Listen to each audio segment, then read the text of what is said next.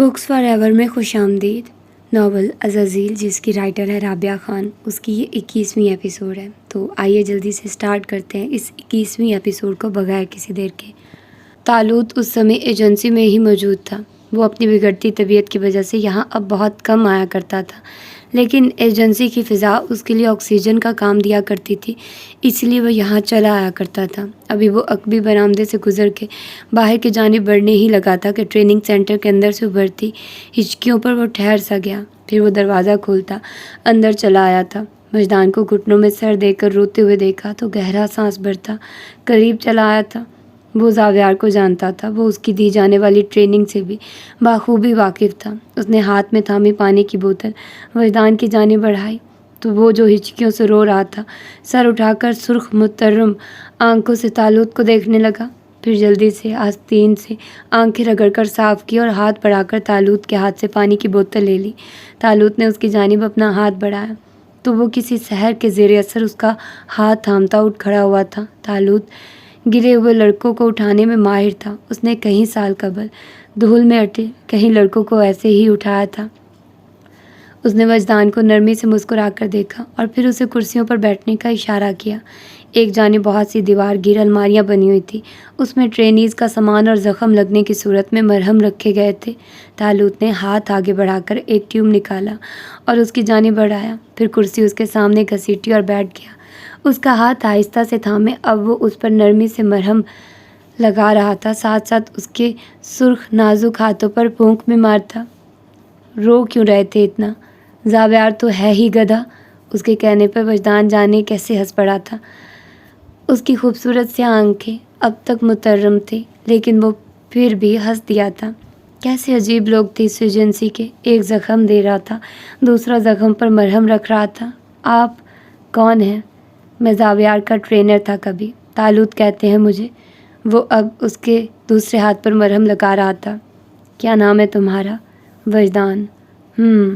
बिल्कुल अपने नाम जैसे हो, ठहरे हुए, वो नरमी से कहता हुआ उसके दूसरे हाथ पर भी मरहम लगा चुका था। वजदान उसके चेहरे पर रक्सा अजीब सी चमक देखकर मरहूब सा हो गया था। क्या आप अब भी ट्रेनर हैं? उसका मजबूत जिस्म देखकर उसे यही ख्याल आया था। तालूत ने नफ़ी में सर हिलाया था। मैं अब ट्रेनिंग देने के काबिल नहीं रहा, बूढ़ा हो गया हूँ मैं। आप तो कहीं से बूढ़े नहीं लग रहे। उसके जवाबी वार पर तालूत हंस पड़ा था। ये बच्चा उन्हें पहली ही नज़र में बहुत प्यारा लगा था। उसकी आंखों से झलकती मासूमियत बहुत पुरकशिश थी। लग नहीं रहा हूँ, लेकिन हो गया हूँ। वो कुर्सी पर पीछे हो बैठा था। वजदान उसे चेहरा उठाए तक रहा था। हरम को जानते हो? उसके सवाल पर वो हैरान हुआ था। जी जानता हूँ। कैसा लगता है तुम्हें? मुश्किल? उसके जवाब पर तालूत बिल्कुल हल्का सा मुस्कुराया था। मुश्किल क्यों? वो जो नज़र आते हैं वो नहीं है, वो अजीब है। मुझे उनकी अच्छाई खौफज़दा करती है। उसके जवाब पर वो सर हिलाता सीधा हो बैठा था। फिर उम्मीद अफ़ज़ा निगाहों से उसकी जानिब देखा। कैसा है वो? क्या वो इस एजेंसी में आपसे मिलने नहीं आते? उसे एकदम ही ताज्जुब के साथ गहरा अफसोस भी हुआ था। नहीं, उसका मुझसे झगड़ा हो गया है। झगड़ा करने वाले लगते तो नहीं हैं वो। वजदान ने बेसाख्ता ही दलील दी तो तालूत ने सर हिलाया। झगड़ा नहीं करता वो, लेकिन जब करता है तो कभी पलट कर नहीं देखता। फिर आप भी मत देखिए फिर उनकी जानिब। जो आपको छोड़ दे, आप भी उसे छोड़ दें। कितनी आसानी से कह रहा था वो।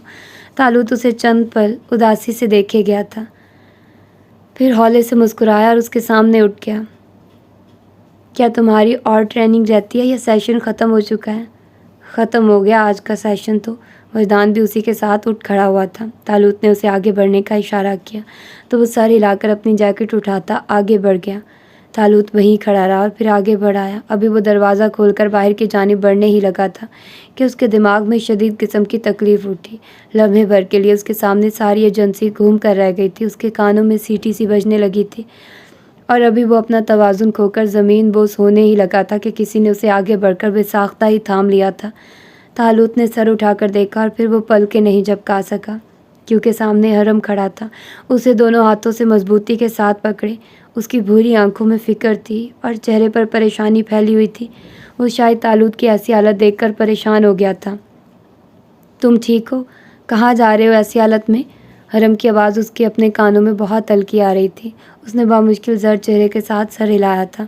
حرم نے اسے خود کے ساتھ لگایا ہوا تھا اور اب وہ اس لیے اس کے سوئٹ کی جانب بڑھنے لگا تھا۔ راستے میں بہت سے طلباء رک رک کر اسے سلام کر رہے تھے اور طالوت کی حالت دیکھ کر بہت سے تو اس کے ساتھ ہی چلنے لگے تھے۔ طالوت کے کمرے تک پہنچتے پہنچتے طلباء کی ایک بڑی تعداد اس کے ساتھ چل رہی تھی۔ وہ آج بہت دنوں بعد ایجنسی آیا تھا، اسی لیے سب اس کی جانب متوجہ تھے۔ دروازہ دھکیل کر وہ اسے اندر لے آیا تھا، پھر اسے بیڈ پر لٹایا اور سب کو پڑھ کر جانے کا کہا تو سب سر ہلا کر ادھر ادھر بکھر گئے۔ وہ پڑھ کر دروازہ بند کرتا طالوت کی جانب چلا آیا، پھر پانی اور اس کی میڈیسن لیے دیوار کے ساتھ لگے بیڈ کے سامنے رکھی کرسی پر آ بیٹھا۔ طالوت نے اس کے ہاتھ سے دوائیاں لی اور پانی کے ساتھ نگل لی۔ وہ اس کا ہاتھ تھامے بستر پر دراز تھا۔ حرم کا ہاتھ وہ چھوڑنا نہیں چاہتا تھا۔ تمہاری ناراضگی ختم ہو گئی کیا؟ وہ تو کب سے ختم ہو گئی تھی، بس تمہارے پاس آنے کا وقت نہیں مل رہا تھا۔ پھر آج کیسے آ گئے؟ میٹنگ کے سلسلے میں باہر گیا ہوا تھا، ابھی آیا ہوں تو سوچا کیوں نہ تم سے ملتا ہوا جاؤں، اس نے کہہ کر فون میں چند نمبر ڈال کیا اور اسے کان سے لگایا۔ پھر طالوت کے ڈاکٹر سے کافی دیر تک بات کرتا رہا، اس کی میڈیسن اور علاج کی بابت۔ سچ تو یہ تھا کہ ڈاکٹر کی بتائی گئی کسی بھی بات پر اسے تسلی نہیں ہوئی تھی اور نہ ہی اس کی باتیں امید افزا تھی۔ سب باتوں کا ایک ہی نتیجہ نکل رہا تھا کہ طالوت کے پاس زیادہ وقت نہیں تھا۔ سر کے پچھلے حصے میں پلتی رسولی کسی بھی پل اس کی جان لے سکتی تھی۔ ڈاکٹر نے پھر وہی مایوس کن باتیں کی ہوں گی۔ پہلے سارنگ اپنا سر کھپا کر گیا، پھر زاویار نے مجھے میری لاپرواہیوں پر کھری کھری سنائی، لیکن فکر کرنا وہ بھی نہیں چھوڑ سکا، اور اب تم بھی خود کو بلا وجہ تھکا رہے ہو۔ موت تو آنی ہی ہے، کیا تمہیں یہ سب کہنا ضروری ہے؟ حرم نے اسے بلند آواز کے ساتھ کہا تو وہ سر تکیے پر گرائے اسے دیکھتا رہا، پھر اس کا ہاتھ خود سے قریب کیا۔ حرم بھی اس کے قریب ہو بیٹھا تھا۔ تم آ گئے ہو تو لگتا ہے کہ موت بہت آسان ہو جائے گی۔ اس کی بات پر وہ خاموش بیٹھا رہا تھا، اس کا چہرہ بالکل چپ چاپ طالوت کو تک رہا تھا۔ میں آ گیا ہوں تو تمہیں اتنی آسانی سے جانے نہیں دوں گا۔ اس کی بات پر وہ ہنس دیا تھا، پھر اس کا ہاتھ دبایا۔ حرم کی آنکھوں میں طالوت کے لیے نرمی اور محبت ہلکورے لینے لگی تھی۔ میری ایک بات ہمیشہ یاد رکھنا، کبھی ایسا راستہ اختیار نہ کرنا جس سے پلٹنا تمہارے لیے ممکن نہ ہو، سمجھ گئے؟ حرم اسے جواب نہیں دے سکا، وہ اسے کیا جواب دے سکتا تھا؟ مجھ سے وہ وعدہ نہ مانگو جو میں پورا نہ کر سکوں۔ تم جانتے ہو کہ وعدے ہمیشہ مجھ پر بہت بھاری رہے ہیں۔ میں مزید تم سے کوئی وعدہ لے کر تمہارے ساتھ اور اپنے ساتھ کوئی زیادتی نہیں کرنا چاہتا۔ اپنی آنکھوں میں اپنائیت لیے وہ اسے دیکھتا کہہ رہا تھا۔ طالوت کی آنکھ سے آنسو ٹوٹ کر تکیے میں جذب ہوا تھا۔ میں تمہارے ساتھ کی گئی ہر زیادتی پر شرمندہ ہوں۔ حرم نے ہاتھ آگے بڑھا کر اس کے آنسو کو خشک کیا تھا۔ ہر جانب دھول میں اٹا منظر تحلیل ہونے لگا تھا۔ طالوت کی انگلی تھامے وہ کچے راستوں پر پھٹی چپلوں کے ساتھ چل رہا تھا۔ اس کے اندر تکلیف سوا ہونے لگی تھی۔ تکلیف ہم سب کے نصیب کا حصہ تھی، مجھے تم سے کوئی گلہ نہیں۔ دل سے ہر بوجھ سے رکھتا جا رہا ہے حرم، موت بہت آسان ہونے والی ہے۔ وہ پھر سے وہی بات دہرا رہا تھا۔ حرم اس کے ہاتھ کو اپنے رخسار سے لگائے بیٹھا رہا۔ کسی ایسے راستے کا انتخاب نہ کرنا جس سے واپس نہ آ سکو، جس پر تم سے واپسی کا ہر راستہ گم ہو جائے۔ کسی پاتال کا رخ نہیں کرنا، کیونکہ جتنی گہرائی سے تم پاتال کو دیکھو گے اتنی ہی گہرائی سے پاتال تمہیں پلٹ کر دیکھے گی۔ وہ اس کی باتوں پر بالکل خاموش بیٹھا رہا تھا، پھر آہستہ سے بولا، مت بھولو کہ میں ہی پاتال ہوں۔ اس کا جواب کہیں پیروں تک اب طالوت کی سماعت میں گردش کرنے والا تھا۔ بہت گہرا اور خوفناک جواب تھا اس لڑکے نے۔ میں تم سے وعدہ نہیں لے رہا، بس نصیحت کر رہا ہوں، اپنے اندر کی پاتال کو خود پر غالب نہیں آنے دینا۔ وہ مزید بحث کیے بغیر اس کے جواب پر سر اس بات میں ہلا گیا تھا، پھر کوئی کچھ نہ بولا۔ میں جانتا ہوں کہ تمہارا بولنا بنتا تو نہیں ہے، لیکن تم زاویار کو معاف کر دو۔ چیزیں ایسی نہیں ہیں جیسی تمہیں نظر آ رہی ہیں، زاویار بے قصور ہے۔ حرم کی آنکھوں میں کچھ بھی نہیں ابھرا، وہ خالی نگاہیں لیے طالوت کو دیکھتا رہا۔ میری ماں اور محبت دونوں مجھ سے کھو گئی طالوت۔ اس کے پاس اس کی ماں ہے، وہ اپنی ماں کے ساتھ خوش ہے۔ میں اس کے بعد اسے معاف نہیں کر سکتا، میرا دل اندر سے زخمی ہونے لگتا ہے۔ اس نے کہہ کر اسے دیکھا تھا۔ کیا اس نے کبھی تمہیں بتایا کہ اس کی ماں اسے بھول چکی ہے؟ طالوت کی آواز بہت ہلکی تھی، اتنی ہلکی کہ حرم کو لگا کہ اس نے کچھ غلط سن لیا ہے۔ وہ جو اس کے قریب ہو کر بیٹھا تھا یک لگتی پیچھے ہوا، بھوری آنکھوں میں ناسمجھی سی ابھری، پتلیاں ساکت رہ گئی۔ اس کی ماں اسے ذرا بعد میں پیش آنے والے حادثے کے بعد بھول گئی ہے۔ وہ اب اپنی ماں کو یاد نہیں، شاید ساری زندگی بھی کوشش کرتا رہے تب بھی وہ اپنی ماں کے لیے اس کا بیٹا نہیں بن سکتا۔ وہ اس دن شہوار کو بچانے گیا تھا حرم، لیکن اپنی ماں کو بے یار و مددگار بستی سے باہر بھاگتا ہوا دیکھ کر وہ ہر کسی کو بھول گیا۔ تم اس سے گلہ نہیں کر سکتے کہ وہ سب کچھ کیوں بھول گیا تھا۔ ماں کو دیکھ کر انسان خود کو بھی بھول سکتا ہے۔ وہ خاموش ہو گیا تھا، لیکن حرم کی سماعتیں جھنجھنا اٹھی تھی۔ وہ تالوت کے پاس سے اٹھ آیا، پھر کمرے کے دروازے کے باہر پشت ٹکا کر چند پل کھڑا رہا۔ اسے لگا کہ وہ مزید کسی کو الزام دینے کے قابل نہیں رہے گا۔ وہ اتنے سالوں سے زاویار کو ایسے عمل کے لیے ڈیٹسٹ کرتا آیا تھا جو اس نے کیا ہی نہیں تھا۔ اس نے قدم آگے بڑھائے۔ سماعت میں اب تک تالوت کی نکاہت زدہ سی آواز گونج رہی تھی۔ اس نے کبھی تمہیں دھوکہ نہیں دیا تھا۔ وہ دھوکہ دینے والوں میں سے نہیں ہے، وہ تمہاری فکر کرتا ہے۔ اس کے چلتے قدم اپنے آس پاس کی ہر فضا سے بے نیاز تھے۔ کتنے لوگوں نے اسے رک رک کر سلام کیا، لیکن وہ کسی سلامتی کے جواب میں کچھ نہیں کہہ سکا۔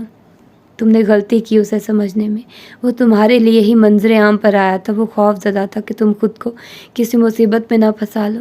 اس نے کبھی تمہیں بتایا نہیں، لیکن وہ ایجنسی کے آؤٹ ڈور سینٹر میں آج بھی تمہیں یاد کرتا ہوا دوڑ لگاتا ہے۔ وہ ساکت سے قدم اٹھاتا آگے بڑھ رہا تھا۔ اس نے آگے بڑھ کر گاڑی کا دروازہ واک کیا اور پھر جانے وہ کیسے تالوت کے بتائے گئے پتے کی جانب بڑھایا۔ لمبی ڈرائیو کے بعد اب وہ نفسیاتی امراض کے ہسپتال میں داخلی دروازے سے اندر داخل ہو رہا تھا۔ وہ روبینہ کو جانتا تھا، وہ اس سے اور زاویہ سے ایک جیسی محبت کیا کرتی تھی۔ اس کا دل اندر سے بھینچنے لگا۔ اسے یوں محسوس ہوا جیسے وہ اپنی ماں جی سے ملنے جا رہا ہو۔ اس کی زخمی آنکھیں دھندلا رہی تھیں اور قدم بہت بھاری محسوس ہو رہے تھے۔ اس نے راہداریاں پار کی اور پھر ایک کمرے کے باہر ٹھہر گیا۔ دروازہ دھکیلا تو وہ کھلتا چلا گیا۔ روبینہ سامنے بستر پر دراز سو رہی تھی۔ ان کا چہرہ آج بھی اتنا ہی معصوم تھا جیسے کئی سالوں پہلے ہوا کرتا تھا۔ ان کے لمبے بال کاٹ دیے گئے تھے اور وہ خاصی مزمحل محسوس ہو رہی تھی۔ وہ اگلا قدم نہیں اٹھا سکا۔ زمین نے اس کے قدموں کو اپنی زد میں لے لیا تھا۔ اس کی آنکھیں جلنے لگی تھی۔ ماجی اور شہوار کا دکھ تازہ ہو گیا تھا اور اب وہ اسے کہیں اندر تک زخمی کر رہا تھا۔ بستی والے نہ زندہ رہتے اور نہ ہی انہیں مردہ رہنے دیا گیا تھا۔ وہ سب کہیں درمیان میں معلق کر دیے گئے۔ اپنے زخموں کو صاف کرتے کرتے اس کے اپنے ہاتھ زخمی ہو گئے تھے۔ وہ بے دم وجود لیے روبینہ کو دیکھتا رہا۔ اس کی آنکھوں میں ضبط کی سرخی ابھری ہوئی تھی اور مٹھیاں اگلے ہی پل تیش سے بھنج گئی تھی جو اس بستی پر عذاب اتار چکے تھے۔ ان کی زندگیاں اب تک شادماں آخر کیسے تھی؟ اس نے اگلے ہی پل دروازہ بند کیا اور کمرے سے باہر نکل آیا۔ اس کے قدموں میں اب کمزوری کی لرزش نہیں تھی، بلکہ وہ تیش کی لرزش تھی۔ اس کے رگ و پے میں چنگاریاں بکھرنے لگی تھی۔ وجدان داخلی دروازے سے اندر چلا آیا تھا۔ سب سے پہلے اسے نازنین سے بہت ڈانٹ پڑی تھی اور پھر کچھ دیر بعد ثانیہ اس کے سر پر کھڑی اس کا سر کھا رہی تھی۔ اس نے چہرہ اٹھا کر ثانیہ کو دیکھا۔ کیا حرم بھائی آ گئے ہیں؟ ہاں، اپنے کمرے میں ہیں۔ جب سے آئے ہیں باہر نہیں نکلے اور نہ ہی کسی سے بات کر رہے ہیں، ثانیہ نے کہہ کر قدم باہر کی جانب بڑھا دیے تھے۔ وہ پیچھے گہرا سانس بھر کر رہ گیا۔ نازنین نے اسی پل حرم کے کمرے کے باہر ٹھہر کر دروازہ کھٹکھٹایا تھا، پھر اسے دھکیلتی اندر چلی آئی۔ وہ صوفے پر جوتوں سمیت لیٹا آنکھوں پر ہاتھ رکھے ہوئے تھا۔ رات سر پر چڑھ آئی تھی، لیکن اس کے کمرے کی تمام بتیاں گل تھیں۔ اندھیرا ہر جانب پھیلا ہوا تھا۔ وہ پاس چلی آئی۔ حرم، کھانا کھا لو، پھپھو بلا رہی ہیں تمہیں نیچے۔ اسے روہیلا نے جان بوجھ کر بھیجا تھا کیونکہ وہ اس کے اور حرم کے درمیان تعلق کو جانتی تھی۔ وہ نازنین کی بات رد نہیں کیا کرتا تھا۔ بھوک نہیں ہے مجھے، آپ لوگ کھا لیں، اس نے آنکھوں سے ہاتھ ہٹائے بغیر کہا تو نازنین ٹھٹکی۔ تم جب سے آئے ہو تم نے کچھ نہیں کھایا ہے، پھر بھی بھوک نہیں ہے، آپ جائیے یہاں سے۔ اس کی آواز، اس کا لہجہ سب جیسے یکدم ہی بہت اجنبی ہو گیا تھا۔ نازنین نے مزید اسے پکارنا مناسب نہ سمجھا اور پھر دروازہ کھول کر وہ باہر چلی آئی۔ وہ کہہ رہا ہے اسے بھوک نہیں۔ اس نے ٹیبل پر بیٹھتے ہوئے سب کو آگاہ کیا تو کھانے کی جانب بڑھتے سب کے ہاتھ بے ساختہ ہی ٹھہر گئے۔ سب چہرہ اٹھائے اسے سوالیہ تکنے لگے تھے۔ میٹنگ پر تو سب ٹھیک رہا ہے، میری کچھ دیر پہلے ہی سبحان صاحب سے بات ہوئی ہے، پھر اسے کیا ہوا؟ عدیل نے پلیٹ میں چاول نکالتے ہوئے کہا تھا۔ کچھ پل بعد سب اپنے اپنے کھانے کی جانب متوجہ ہوئے، کھانے میں مشغول تھے، بس وہی ٹھیک سے نہیں کھا سکی۔ اس نے حرم کو پہلے کبھی اتنا خشک نہیں دیکھا تھا۔ اگلے ہی پل داخلی دروازہ کھل کر بند ہونے کی آواز آئی تو سب نے ہی چونک کر چہرے اٹھائے اس سے پہلے کہ کوئی کچھ کہتا۔ گاڑی گیٹ سے نکلنے کی آواز تک سب جان گئے تھے کہ حرم جا چکا تھا۔ نازنین نے پریشانی سے ایک نگاہ خالی پڑے لاؤنج پر ڈالی تھی۔ دوسری جانب اس کا رخ ایجنسی کی جانب تھا۔ اس کا ذہن منتشر تھا اور اس کی یکسوئی کے لیے اسے اپنے شوٹنگ سینٹر کی خاموشی فضا میں رچی گن پاؤڈر کی مہک اور ہر شاٹ پر اڑتے پرندوں کی آوازیں درکار تھی۔ وہ گاڑی روک کر باہر کی جانب بڑھ رہا تھا۔ کچھ پل بعد وہ نگاہوں پر حفاظتی چشمہ لگائے شوٹنگ سینٹر میں کھڑا ہاتھ لمبا کیے نشانہ لے رہا تھا۔ 1 2 3 یکے بعد دیگرے کئی نشانے سامنے لگے ڈسپوزیبل سانچے سے گزر گئے تھے۔ اس کا ایک بھی نشانہ اس تنگ دائرے سے نہیں گیا تھا۔ بس ثابت ہوا کہ وہ انتشار کا نہیں بلکہ تکلیف کا شکار تھا۔ اگلے کئی لمحات تک وہ اپنے شل و اتحاد کی پرواہ کیے بغیر اپنی مشق کرتا رہا۔ رات کی سیاہی میں ایجنسی بہت خاموش، بہت پراسرار دکھ رہی تھی۔ دور ریلنگ کے ساتھ لگ کر کھڑا طالوت اسے تک رہا تھا اور پھر وہ آہستہ سے مسکرا دیا تھا، کیونکہ وہ جانتا تھا کہ کئی سالوں پہلے کھویا حرم واپس آ چکا تھا، وہیں جو اپنے غصے کو کم کرنے کے لیے شوٹنگ کی مشق کا سہارا لیا کرتا تھا۔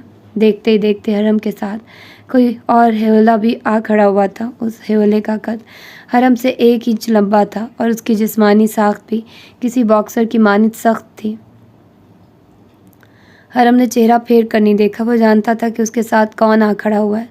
ساتھ کھڑے ہیولے نے ہاتھ لمبا کر کے نشانہ لیا تو ہر جانب سے پرندے اڑ گئے، لیکن اس کا نشانہ حرم کے نشانے کی مانند منجا ہوا نہیں تھا۔ اس کے ہاتھ میں اتنی صفائی نہیں تھی جو دیکھنے والی آنکھ کو متاثر کر سکتی۔ کیا مجھے بتانے کی ضرورت ہے کہ وہ کون تھا؟ اسی پل کوئی حرم کے دائیں جانب آ کھڑا ہوا تھا۔ اس کا قد حرم جتنا تھا اور وہ بھی بائیں جانب کھڑے شخص سے 1 انچ چھوٹا تھا۔ ہاتھ لمبا کیا نشانہ لیا گیا۔ 2 ہیولوں نے حیرت سے چہرہ پھیر کر تیسرے ہیولے کو دیکھا تھا۔ آؤٹ ڈور سینٹر کی روشنیاں جلا دی گئی تو ہر شے واضح ہو گئی۔ سیدھ میں بنے لینس کے سامنے وہ تینوں ایستادہ تھے، ہمیشہ کی طرح اپنی خاص ترتیب لیے۔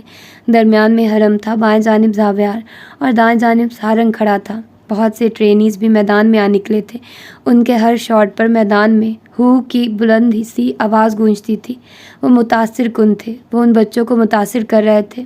درمیان میں کھڑے حرم نے ہاتھ نیچے کر لیا تھا، پھر اس نے زاویار کی جانب چہرہ پھیر کر دیکھا، ہلکا سا مسکرایا۔ کیا ایک دوڑ کے لیے راضی ہو تم؟ میں راضی ہوں، لیکن تمہیں ہارتے ہوئے دیکھنا بہت گریس ہے۔ تم رونے لگتے ہو۔ مذاق اڑاتے ہوئے اس پر جملہ کسا گیا تھا۔ حرم نے سر جھٹکا تھا، پھر اپنی گن سارنگ کو تھمائی۔ مقابلہ بس شروع ہی ہونے والا تھا۔ زاویار نے بھی اپنی گن سارنگ کے حوالے کر دی تھی اور اب سارنگ ٹرینیز کے ساتھ زینوں پر جا بیٹھا تھا۔ وہ ان کے ساتھ نعرے لگا رہا تھا، تم ہار جاؤ گے، میں جیتنے کے لیے پیدا ہوا ہوں، اسی لیے اپنا منہ بند رکھو۔ حرم نے اسے کہا تو زاویار گردن جھکا کر ہنس دیا۔ پھر وہ دونوں اس دھول اڑاتے میدان میں بھاگے۔ جب تک ہمت ختم نہیں ہو جاتی تھی انہیں بھاگتے رہنا تھا۔ جو ہمت چھوڑ کر گرتا وہ ریس ہار جاتا، یہ ان کے اصول اور قاعدے تھے جنہیں کسی مہر کی ضرورت نہیں تھی۔ وہ دونوں بھاگتے رہے، کوئی تھک کر گرنے کے لیے تیار نہیں تھا۔ بہت سے اساتذہ بھی زینوں پر آ بیٹھے تھے، کچھ ایجنسی کے برآمدے کے داخلی زینوں پر آ کھڑے ہوئے تھے۔ فضا میں نعروں کی گونج بڑھتی جا رہی تھی۔ وہ دونوں ہارنا نہیں جانتے تھے، انہیں گرنا نہیں آتا تھا، اور پھر جب 10ویں راؤنڈ تک وہ ہانپنے لگے تو ایک ساتھ ہی میدان میں گر پڑے۔ فضا میں بہت سے قہقہے بلند ہوئے تھے۔ وہ دونوں پھولے سانس لیے میدان میں دراز رہے۔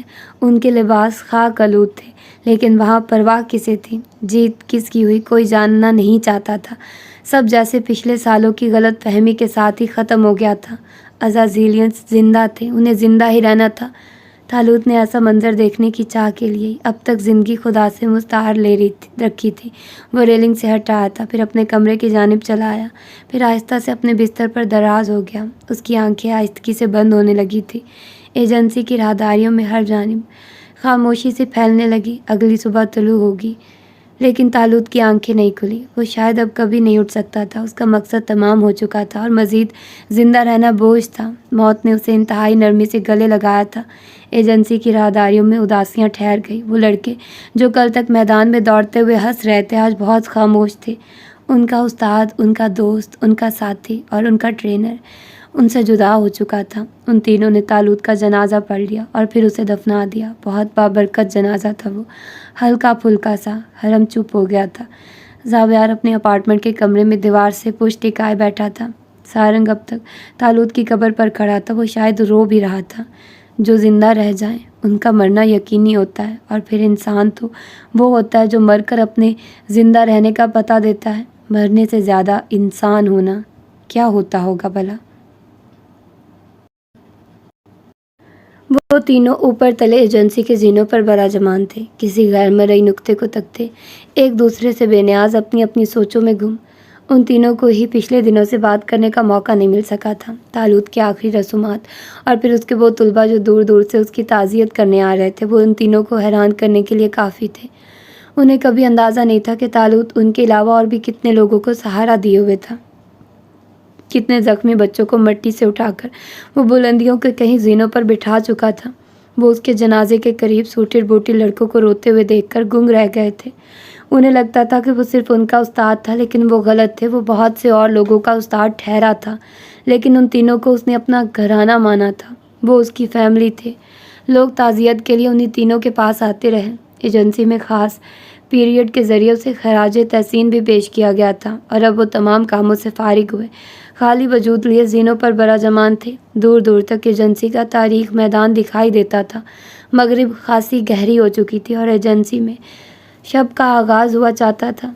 हरम 2 दिन से एजेंसी में ही था। सुहेल को उसने तालूत की इत्तला दी तो वो खामोश से हो गए। फिर उन्होंने उसी के लिए मेहंदी के फंक्शन का एक दिन आगे कर दिया था। उसने उन्हें मना भी किया, लेकिन अदील नहीं मान रहा था, बल्कि घर में कोई भी फ़र्द उसकी मौजूदगी के बगैर किसी तकरीब को लेकर राज़ी नहीं था। उसका किसी तकरीब में शिरकत का दिल नहीं था। फ़िलहाल वो रोशनियों का सामना नहीं करना चाहता था। चंद दिन तो बिल्कुल भी नहीं। तुम्हारे घर वाले फ़िक्र करने लगे हैं तुम्हारी। देखो, एक तकरीब तक नहीं करना चाहते तुम्हारे बगैर। सारंग ने यूं ही कहा तो उसने गहरा सांस लिया। जावियार ने उससे चेहरा मोड़ कर देखा था। वो उससे एक ज़िना नीचे बैठा था। तुमने क्यों मना किया? चले जाते, यहाँ पर हम हैं। उसने भी कहा तो हरम ने सर नफ़ी में हिलाया। उसका दिल हर शय से बेजार और अचाट हो रहा था, ख़ासकर चमकती दमकती तकरीबात से मूड नहीं था। ठीक चल रहे हैं ना तुम्हारे घर वाले? तुम्हारे साथ? कान की लो खुजाकर बिल्कुल सरसरी सा पूछा। हरम ने गर्दन ज़रा ढलकाकर जावियार की जानिब देखा था। वो मुझे अपने घर का फ़र्द नहीं मानते, बहुत जुल्म करते हैं मुझ पर, उसने आहिस्ता से कहा। तो जहाँ सारंग चौंका, वहीं जावियार ने गर्दन पूरी घुमाकर उसकी जानिब देखा। उसकी पेशानी पर बल उभर आए थे और आंखों में यखलगती सख्ती उतरी थी।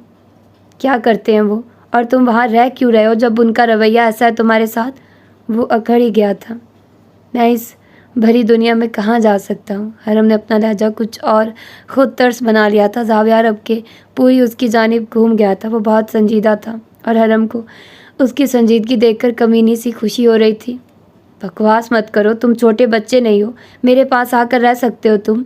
सारंग ने पहले उन दोनों की जानिब देखा और फिर उसकी निगाह हरम पर फिसली। अगले पल वो गहरा सांस लेता सीधा हो बैठा था।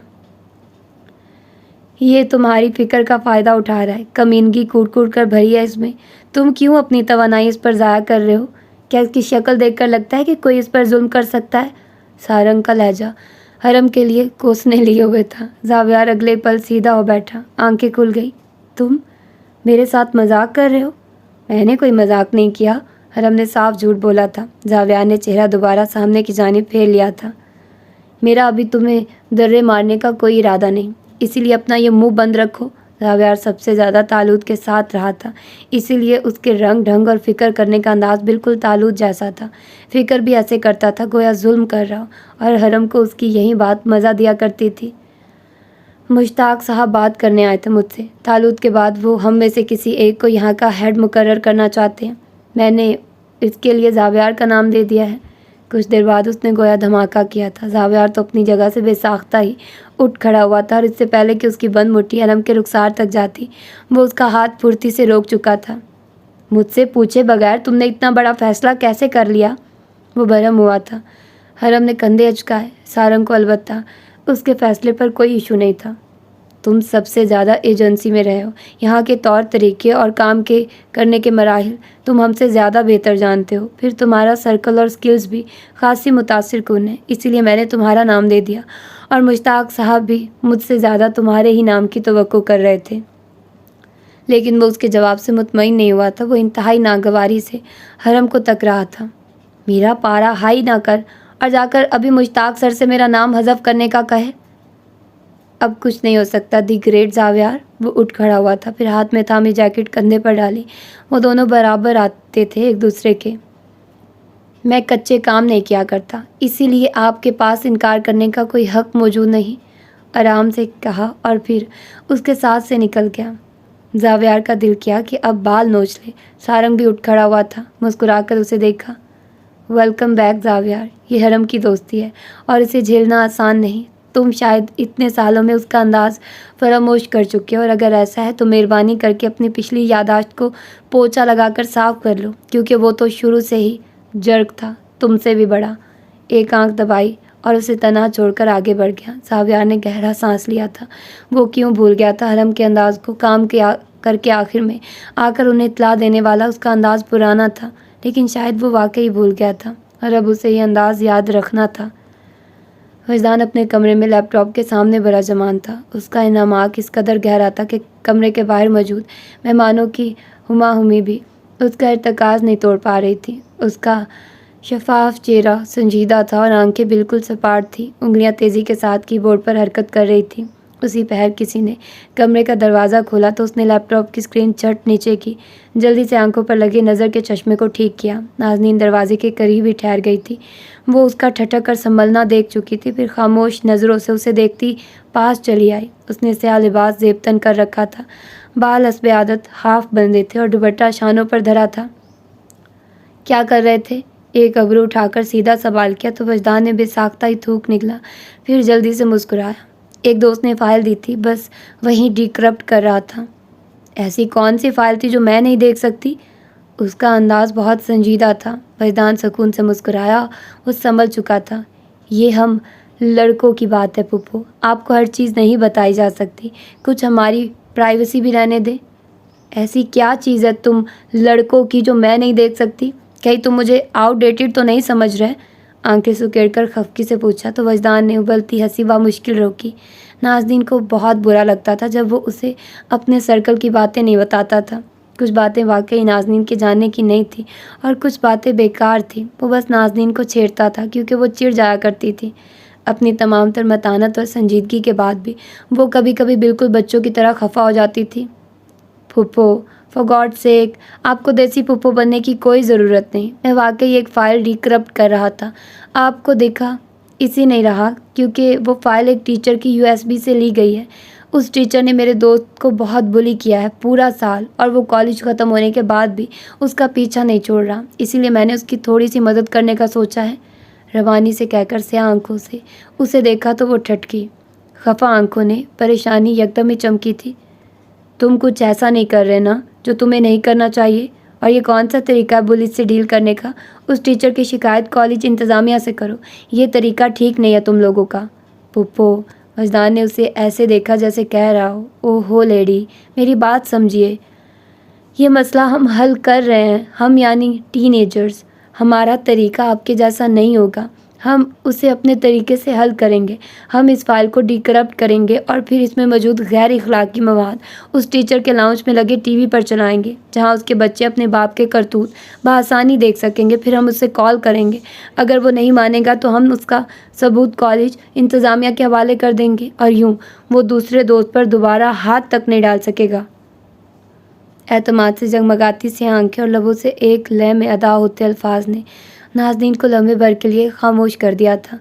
اس نے جو ہاتھ سینے پر باندھ رکھے تھے وہ کھل کر پہلوؤں میں آ گرے تھے۔ بے نیازی انکا ہو گئی تھی۔ یہ سب غلط ہے۔ میں نے کب کہا کہ یہ سب ٹھیک ہے؟ ٹھہر کر مسکراتے ہوئے پوچھا۔ وجدان بہت دنوں بعد اسے پہلے جیسا لگا تھا۔ تم پھنس سکتے ہو اس سب میں۔ اسے اب اس کے لاپرواہ انداز پر غصہ آ رہا تھا۔ اسے اپنے ٹیسٹ کے لیے پڑھائی کرنی چاہیے تھی اور ادھر وہ فائلز ڈیکرپٹ کرنے میں لگا ہوا تھا۔ جو مسائل آپ کو پھنسائیں وہیں آپ کو ان مسائل سے نمٹنا سکھاتے ہیں۔ مجھے تمہاری یہ اقوال زری نہیں سننی، ابھی کے ابھی بند کرو اسے، لیپ ٹاپ کی جانب اشارہ کر کے سختی سے کہا۔ وجدان پر مجال ہے جو اثر ہو جاتا۔ زاویار، خدایا وہ زاویار کی صحبت میں رہ رہا تھا۔ وہ کہتے ہیں کہ جو رسی آپ کو گہرے کنویں میں گرنے سے بچا لے اسی رسی کو تھام لینا چاہیے۔ یہ میرے سروائیول کا حصہ ہے پھپھو۔ آپ کی ذمہ داری ختم ہو چکی ہے. میں یہ کام مفت میں نہیں کر رہا ہوں. میرا دوست مجھے اس کے لیے پے کرے گا. اس دنیا میں کچھ بھی مفت نہیں، اور ٹیلنٹ تو ہرگز بھی نہیں. نازنین ابھی اس پر چلا کر اس کی ساری ہٹ درمی نکالنے کے لیے لب کھولنے ہی لگی تھی کہ دروازے میں نمودار ہوئی صوفیہ نے اسے اپنی جانب متوجہ کیا. وہ چاروں نچار باہر کی جانب بڑھ گئی، لیکن جاتے جاتے بھی وہ اسے انگلی سے تنبیہ کر گئی تھی. اس کے جاتے ہی وجدان نے لیپ ٹاپ کی اسکرین اونچی کی، نظر کا چشمہ درست کیا. سنجیدگی لوٹ آئی تھی. انگلیاں ویسے ہی حرکت کرنے لگی تھی، لیکن اب لیپ ٹاپ پر کسی دوست کی فائل کا نام و نشان تک نہیں تھا. جو کہانیاں پڑھتے ہیں ان کے لیے کہانیاں بنانا کچھ مشکل نہیں. آپ کی ذمہ داری ختم ہو چکی ہے پھوپھو. اب میں آپ کو پروٹیکٹ کروں گا، آپ مجھے نہیں. وہ بڑبڑایا تھا. دروازے کے باہر سے ہما ہمی کی آوازیں اب تک سنائی دے رہی تھی. رات کے سیاہ پہر میں وہ یوں ہی ایجنسی کی راہداریوں میں پھرتا رہا. زاویار کو روبینہ کی ڈاکٹر نے فون کر کے بلا لیا تھا، اور سارنگ کو تھکن کے باعث بہت نیند آ رہی تھی. اسی لیے وہ دونوں ہی اپنی منزلوں کی جانب لوٹ چکے تھے. وہ دیر تک یہاں رکا ہی اسی لیے تھا تاکہ اکیلے میں تالوت کا کمرہ چھان سکے. وہ اس کمرے کو زاویار یا سارنگ کی موجودگی میں ڈی بگ نہیں کرنا چاہتا تھا. وہ انہیں کسی مصیبت میں نہیں پھنسانا چاہتا تھا. ان دو پہیلیوں میں سے ایک کا اصرار تالوت پر عیاں تھا. جانے آگے کون تھا کہ جس کے ڈر سے تالوت جیسا انسان بھی نام نہیں لے پایا تھا. وہ اس گھوسٹ کا نام حرم کو نہیں بتا سکتا تھا، لیکن اسے یقین تھا کہ اس نے کوئی نہ کوئی سراغ تو اس کے لیے چھوڑا ہوگا. تالوت کی رہائش یہ نہیں تھی، لیکن اس کے آفس کو ہی اس کا کمرہ بنا دیا گیا تھا تاکہ وہ جب بھی ایجنسی میں آتا تو آرام سے رہ سکتا. اس نے کمرے کا دروازہ بند کیا اور پھر اندر چلا آیا. کن کی کھانسی بڑھ گئی تھی اور رات بھی گہری ہوتی محسوس ہو رہی تھی. اس نے آگے بڑھ کر لائٹ بورڈ پر ہاتھ مارا تو کمرے کے عین وسط میں جھولتا بلب جل اٹھا. باقی ٹیوب لائٹس نہیں جلی. اس نے ایک دو دفعہ بٹن دبا کر دیکھا، لیکن شاید وہ فیوز ہو چکی تھی، اور چونکہ تالوت یہاں پر مستقل نہیں رہتا تھا اسی لیے کسی نے بھی اس پر توجہ نہیں دی تھی. وہ آگے بڑھایا، ایک نگاہ پڑھ کر کھلے دروازے پر ڈالی اور پھر اسے کھلا ہی رہنے دیا. آگے بڑھ کر اب وہ اس کے ٹیبل کی درازیں، الماریاں اور بیڈ کے نیچے رکھے سامان کو جانچ رہا تھا. وہاں کچھ بھی قابل غور نہیں تھا. وہ سیدھا ہو گیا، آنکھیں بند کر کے کھولی. کیا ایسا ممکن تھا کہ تالوت اس کے لیے کوئی کلو نہ چھوڑتا؟ ابھی وہ کمرے کے وسط میں کھڑا گہری سوچ میں گم ہی تھا کہ اسے الماری کے اوپر ایک جانب چھوٹی سی صندوقچی رکھی دکھائی دی. اس نے اسٹول آگے کیا اور اس پر چڑھ گیا. صندوقچی پر گرد واضح نہیں تھی، یعنی تالوت نے اسے حال ہی میں کھول کر دیکھا تھا. اس نے اس کا ڈھکن کھولا تو اندر چند کاغذات موجود تھے. وہ ایک ایک کر کے سب کچھ پڑھنے لگا، لیکن وہ ایجنسی کی دستاویزات تھی. اس کی امید گم ہونے لگی تھی. ابھی وہ اس صندوقچی کو بند کرنے ہی لگا تھا کہ اس کے پیندے پر بچھے مخملی کپڑے پر نگاہ پڑی. اس کپڑے کے نیچے سے کچھ جھلک رہا تھا. اس نے کپڑا ہٹایا تو سامنے کچھ پلاسٹک کو کوٹنگ میں دکھائی دیا. وہ اب اس پرچے کو کھول رہا تھا. ابرو اکٹھے ہو گئے تھے اور آنکھیں کچھ سمجھنے کی تگ و دو میں لگ رہی تھی. وہ ایک نقشہ تھا، انسانی ہاتھ سے بنایا گیا نقشہ جو تالوت نے کسی ماہر سے بنوایا تھا. ابھی وہ اسے سمجھنے کی کوشش میں ہی تھا کہ ایک پل کو ٹھہر سا گیا. کوئی اسے اپنے پیچھے دروازے میں کھڑا محسوس ہوا تھا. ایک جھٹکے سے چہرہ گھما کر دیکھا تو کسی کے بھاگتے قدموں کی چاپ نے اس کے اعصاب چوکنا کر دیے تھے. وہ کمرے سے نکل کر اس کے پیچھے بھاگا تھا. آگے والا بہت تیز بھاگ رہا تھا اور حرم اسی تیزی سے اس کے پیچھے تھا. اس نے غیر ارادی طور پر نقشہ بھی مٹھی میں قید کیا ہوا تھا اور وہ اس بھاگتے شخص کو آوازیں دیتا اس کے پیچھے پوری قوت سے بھاگ رہا تھا. وہ دونوں ایجنسی سے باہر نکل آئے تھے اور اب دھول اڑاتے راستوں پر وہ آگے پیچھے بھاگ رہے تھے. بھاگتے بھاگتے وہ بہت ہی سنسان جگہ میں آ نکلے تھے. اس نے چہرہ گھما کر دیکھا تو سیاہی میں کچھ دکھائی نہیں دیا. ہر جانب اتنی خاموشی تھی کہ ہر زی روح کی سانس سے سنائی دینے لگی تھی. وہ گھٹنوں کے بل جھکا اپنا سانس درست کرنے لگا. لڑکا بھاگ چکا تھا. اسے اس سیاہی میں کوئی راستہ ہی سجائی نہیں دے رہا تھا. پھر وہ کسی ایک راستے کا تعین کرتا آگے بھاگا. ابھی وہ رک کر آس پاس بھاگنے والے کو تلاش کر ہی رہا تھا کہ اس کی نگاہ بے ساختہ ہی سامنے کھڑے گرجا پر پڑی. بستی سے خاصا دور وہ سیاہی اور دہائیوں کی دھول میں اٹا کہیں گلیوں کی بھول بھلائیوں کے بعد اس کے سامنے استادہ تھا. وہ آنکھیں سکیڑ کر اس عجیب سی جگہ کو دیکھنے لگا. اس نے قدم آگے بڑھایا اور پھر اس عجیب و غریب سے چرچ کے زینوں تک چلا آیا. وہ قدیم تھا اور شاید اب کسی کے زیر استعمال میں بھی نہیں تھا. وہ زینے عبور کرتا اوپر چلا آیا. دروازے پر قدیم سا زرد بلب روشن تھا. اس کی نگاہ بے ساختہ ہاتھ میں پکڑے نقشے پر پڑی تو چونک گیا۔ دروازے پر جھولتے بلب کے نیچے اس نقشے کو کھولا اور پھر دھک سے رہ گیا۔ ایک نگاہ پچھلے راستے پر ڈالی، وہ اس نقشے کے مطابق ہی اس گرجے تک آیا تھا۔ ہوا سرسرائی تو زرد بلب جھولنے لگا، ہر جانب سیاہی تھی اور وہ اس قدیم پراسرار چرچ تلے کھڑا تھا۔ کوئی اسی پل جیسے اس کے پیچھے سے گزرا تھا، بالکل ہوا کی تیزی سے۔ وہ ساکت ہو گیا، پھر آہستہ سے پیچھے پلٹا تو وہاں کوئی بھی موجود نہیں تھا۔ اس نے چرچ کا دروازہ دھکیلنے کے لیے ہاتھ آگے بڑھایا تو وہ مقفل تھا۔ عجیب بات تھی، چرچ اتنا قدیم دھول میں اٹا ہوا تھا اور قفل بالکل جدید کوڈ والے طرز پر مبنی تھا۔ یہاں کچھ غلط تھا، کہیں کچھ غلط ہو رہا تھا۔ وہ 2 قدم پیچھے ہٹا، چہرہ اٹھا کر چرچ کو دیکھا اور پھر ٹھہر سا گیا۔ دروازے کے عین اوپر ایک ستارہ بنا تھا، وہ اس سیاہی میں بھی چمک رہا تھا۔ اس کے اندر شاید چاندنی کا استعمال کیا گیا تھا، اسی لیے وہ رات کی سیاہی میں کسی زہر آلود چاندنی کی عکاسی کر رہا تھا۔ لیکن وہ ستارہ ایک خاص قسم کا تھا، بالکل ستارہ داؤدی جیسا۔ ڈیوڈ اسٹار، وہ زیر لب ناسمجھی سے بڑبڑایا۔ چرچ پر وہ ڈیوڈ اسٹار۔ اسے یہ بات کچھ سمجھ نہیں آئی تھی، وہ کچھ اور پیچھے ہوا۔ اب اس کی نگاہیں چرچ کے اونچے سلیب پر جمی تھی۔ اس نے آگے بڑھ کر دروازہ کھٹکھٹایا مگر جواب ندارد۔ وہ اب دروازے کے قفل پر 1-2 کوڈ لکھ کر کوشش کر رہا تھا، لیکن کوئی بھی کوڈ اس قفل کو کھولنے پر راضی نہیں تھا۔ اس تالے کی چابی یقیناً کچھ اور تھی۔ وہ مایوسی کے ساتھ زینوں سے اتر آیا، ہاتھ میں تھامے نقشے کو ایک بار پھر دیکھا، لیکن وہاں چرچ سے آگے کا راستہ ختم ہو گیا تھا۔ اس نے آس پاس چہرہ گھما کر اس ٹہل کرنے والے کو تلاشا، لیکن مایوسی سی ہوئی۔ وہ جیسے ہوا میں غائب ہو گیا تھا۔ چرچ کے آس پاس اونچی دیواریں تھیں اور یہاں سے آگے بڑھنا ناممکن تھا۔ وہ واپس ہو لیا۔ ایجنسی تک آتے آتے اس نے نقشے کو بار بار چیک کیا۔ وہ بالکل اسی راستے کا نقشہ تھا، لیکن یہ نقشہ تالوت کی صندوقچی میں کیا کر رہا تھا؟ وہ بھی کسی انسانی ہاتھ سے بنا ہوا اور پھر پلاسٹک کوٹنگ کے ساتھ، گویا کوئی اہم سرمایہ ہو۔ اس کا ذہن بری طرح الجھ گیا تھا۔ کیا تالوت نے اس کے لیے واقعتاً کوئی ثبوت نہیں چھوڑا تھا؟ اسے 3 دروازوں والی پہیلی کا علم تھا، لیکن وہ اس کے لیے کوئی راہ ہموار کر کے نہیں گیا تھا۔ نازنین کو جلد از جلد اس کی پراپرٹی لوٹانا، اس نے دوسری پہیلی سلجھانی تھی، لیکن معاملات اتنے سہل نہیں تھے۔ اسے اس دروازے کا قفل کھولنا تھا، مگر کیسے؟ اس کا ذہن سوچ کے اتھاہ گہرائیوں کی زد میں تھا اور وہ اسی غائب دماغی کے ساتھ ڈرائیو کرتا گھر جا رہا تھا۔ احمد فرانسک سینٹر چلایا تھا۔ اس نے وہ انجیکشن انسپیکشن کے لیے دے دیا تھا اور اب اس کی رپورٹ اس کے ہاتھ میں موجود تھی، لیکن جو رپورٹ وہ پڑھ رہا تھا وہ اس کا جسم برف کرنے کے لیے کافی تھی، کیونکہ اس انجیکشن میں وہی مواد تھا جو رستم افندی کے جسم سے ملا تھا۔ وہ سینٹر کی راہداریوں میں لگی کرسیوں پر بیٹھ گیا۔ کچھ پل کے لیے اس کا ذہن معاف ہو چکا تھا۔ اگلے پل اس کا فون بجا تو اس نے نمبر دیکھ کر فون اٹھاتے ہوئے کان سے لگایا۔ آگے جمشید تھا۔ زاویار قتل کے وقت اپنے اپارٹمنٹ سے غائب رہا ہے سر۔ اس کی گاڑی کے ٹائر سے رستم افندی اور مظہر کے گھر کے باہر کی مٹی بھی ملی ہے۔ میں آپ کو رپورٹس میل کر دیتا ہوں۔ اور ہاں، شاہی زاویار کو کھوج رہا ہے، رمیز سر کے کہنے پر۔